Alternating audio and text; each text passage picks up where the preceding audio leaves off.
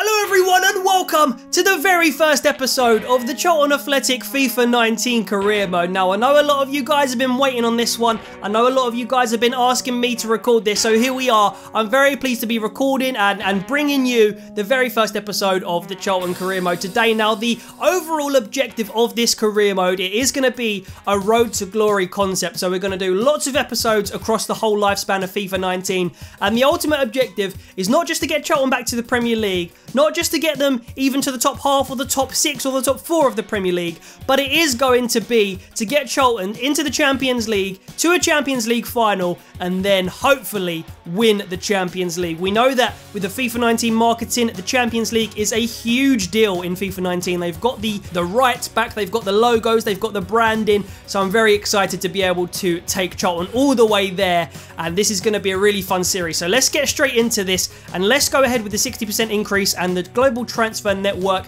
Global Scout that we have earned from FIFA 18. We'll advance and we'll skip right through to seeing what Charlton's board expectations are. So domestic success this season is high, continental success very low as to be expected, brand exposure is medium, financial is low, and youth development is medium, which actually I'm quite surprised at. I thought that would be high, but it is medium at the moment. We do have just under a 2 million transfer budget, and have a look there, we've got a club worth of 4.48 million. Unfortunately, there is no yellow kit in the game, which I'm a bit annoyed about because I really like that yellow kit, but we are sporting the new red kit and the new white and red and black striped away kit. So I'm pleased about that. We've got everything brand new. Charlton are ready to be taken over. Let's advance and set up this brand new career mode. So a slightly different menu, but it's basically the same thing here. We are going to be playing on world class. We are going to be in 6-minute halves. We are going to be playing in Sterling. We are going to be playing at the Forest Park Stadium, but we are going to be editing the name, of course. We've renamed it to the Valley. So as you can see right there, it is a 28,000 capacity stadium.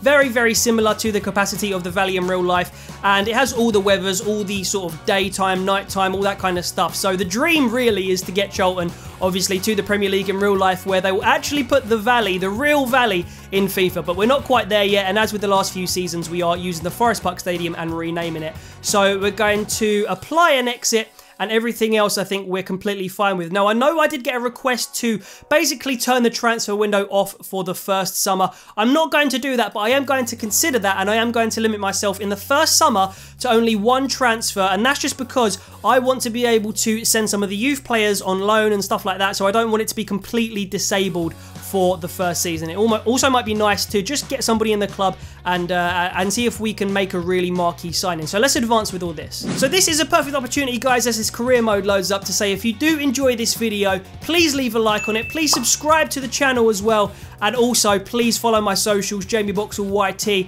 and JJ Boxall on Instagram. So we're going to overwrite this existing career CAFC. I did just have a look at the ratings and stuff like that earlier, but I haven't actually started a career mode at all yet. So we are going to advance to these pre-season tournament invites. We do have one here, which I've not heard of any of these clubs. I can't tell who any of these clubs are, but we do have the most prize money from this one. The European International Cup, 2.15 million is the potential prize fund.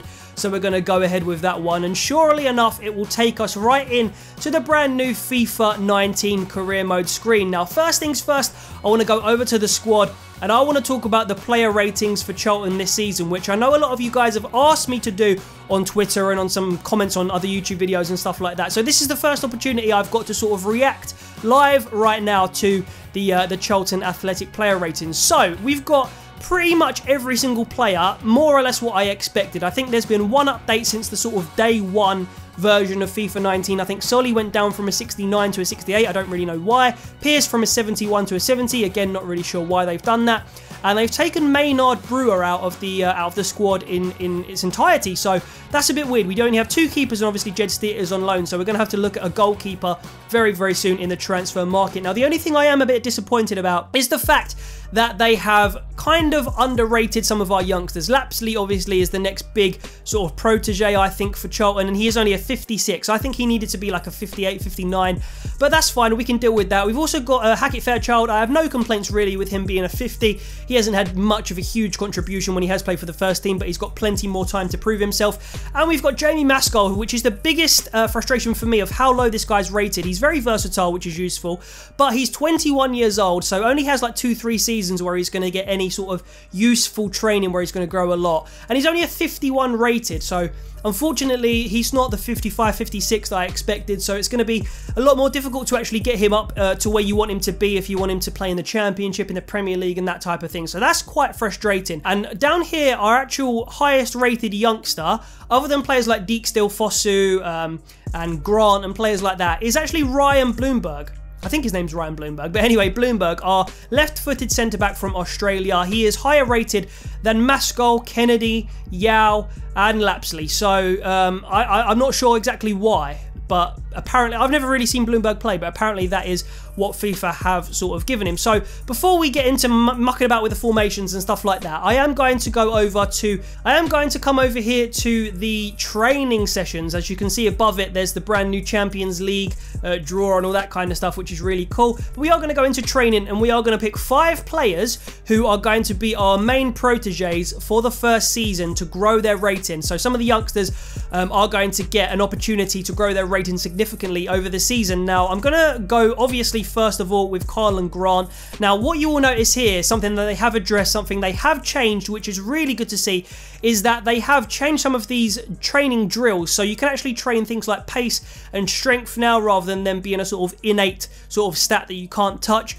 We also have lots of different combinations of stats that you can train. So, for example, now, which is really good for midfielders, you can train things like shooting with passing. As you can see there, finishing and short passing are on the same training drill, which is really good, like I said, for wingers, for players like Tariq Fosu. That's going to be really useful. And actually, we are going to do that with Kyle and Grant. But I am going to pick my 5 players that are going to be the main proteges, and we will have a look at who I've picked. So you can see right here that the 5 players I've picked are Kyle and Grant, Tariq Fosu, Joe Aribo, Anthony Dijksteel, and Dylan Phillips. And it is with great reluctance that I have overlooked players like Lewis Page, Lapsley, Kenneth Yao, players like that. But of course, when there are injuries, and maybe when a player reaches a certain rating that I think is fine for the first season, or for a little while at least, I will swap and change these so that I give some other players a bit of love as well. But for now, we're going to simulate all of these and get started. Everybody doing quite well there, actually. We've got 2 A's, a B, and 2 C's. So that is going to hopefully raise some of our key players, our key young players' ratings over the course of the season. So the board don't just want us to get to the playoffs, don't just want us to get promoted, they actually want us to win the league title, which isn't unreasonable for a club the size of ours in League One. So Sunderland, obviously, Peterborough, Portsmouth, Barnsley, even Bradford, teams like that, probably going to be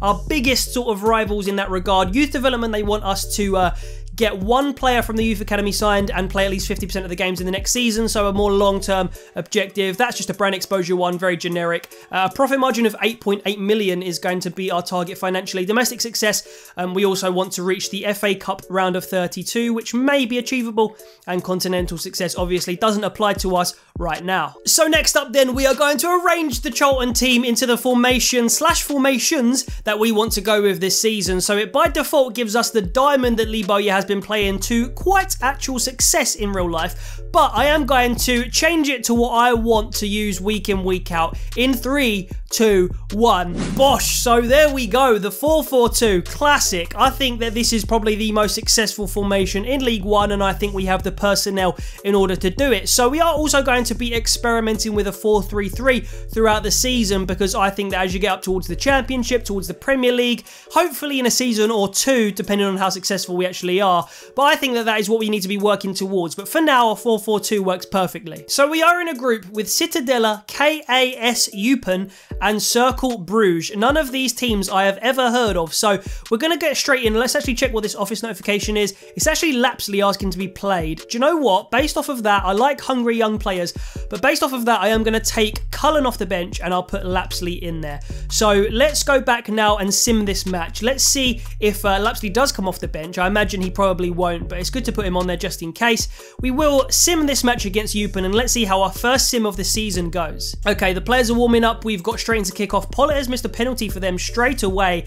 They're number 9. No goals yet. Lyle Taylor gets us off the mark with the first goal in the Charlton career mode in the pre-season tournament. Puts us 1-0 up. That is good to see from our number 9, Lyle Taylor, who I'm hoping to use. Marshall doubles our lead, and also Taylor gets a second to put us 3-0 up here. We are absolutely annihilating Eupen. They have got one back, though, with Malumba. I spoke too soon, and hopefully we are. There we go. Tariq Fosu adds to the Charlton tally and helps us to a 4-1 victory in the first round round of the European International Cup. Our first offer comes in here, and it's Shandong Luneng, who have shown an interest in purchasing Colin Grant for £1 million.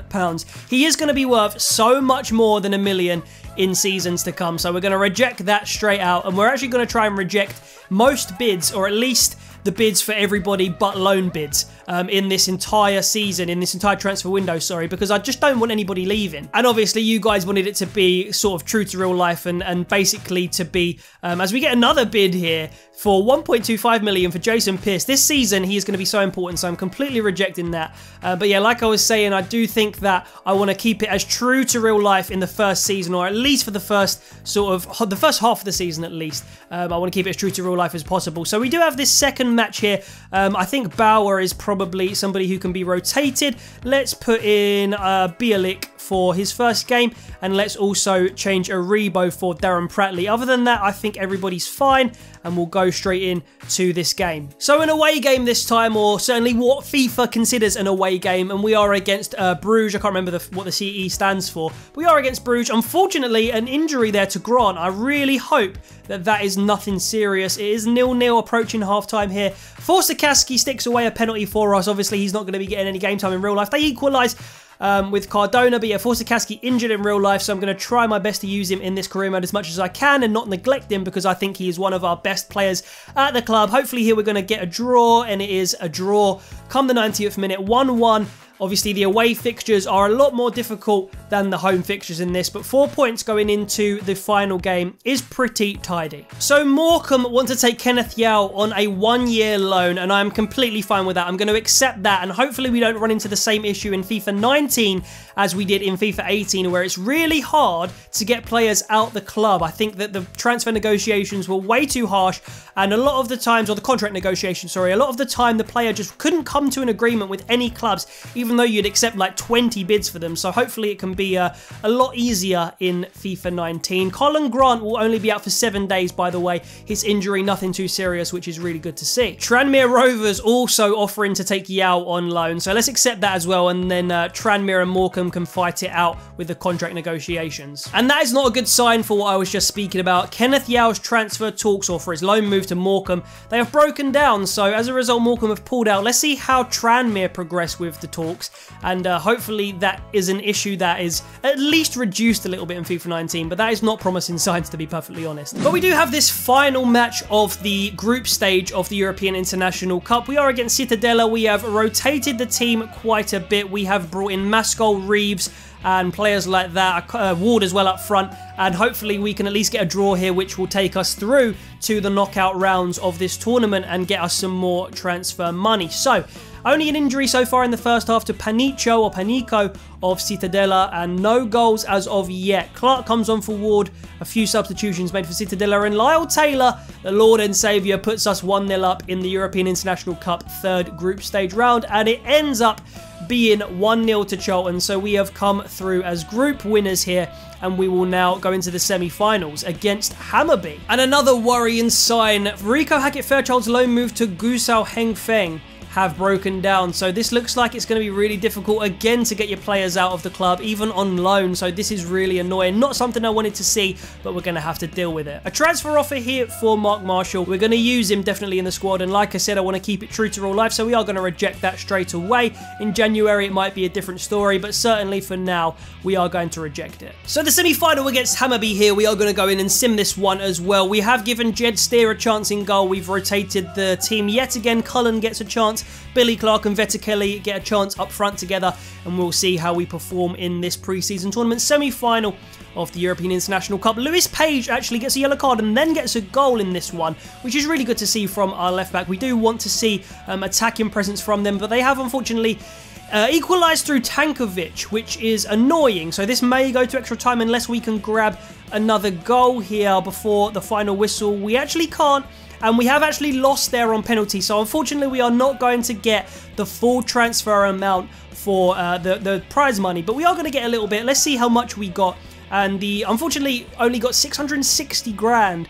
so quite a way off the 2-point-something million that we were hoping for, and we couldn't quite be as clinical in that semi-final. Carlton Grant saying he's disappointed not to start, but if you have a look, he was way too unfit to risk playing in that game. He was looking at picking up an injury if he did play, so he was actually lower than that actually before the game. So yeah, we got an idea of which players are going to be reliable for us. We got an idea of who works well together, and before we move on into the actual season, and just to finish off today's episode, we are going to have a look at the transfer hub. So let's go over to the transfer hub right now. We are going to go in here and we're going to have a look at the players that I have taken the time to look at on the FIFA 19 team sheets and see who may be promising in certain positions. So we got a goalkeeper here, De Boer. I won't go through them all actually, otherwise we're going to be here forever. But I'll just go down here and I'm going to have a look basically at who we need come January, what positions we need, and I might make one bid for one of these players just before the season starts this summer. So guys, that is going to be it for this particular episode of the Charlton Career Mode. I hope you did enjoy. I hope you are looking forward to more episodes in the future. Like I said, please do leave a like on this one. Please do subscribe if you are new, and I'm looking forward to continuing this series into the next few weeks and months, etc, etc. So thanks for watching everybody. I'll see you in the next episode. Take care of yourselves and sweet.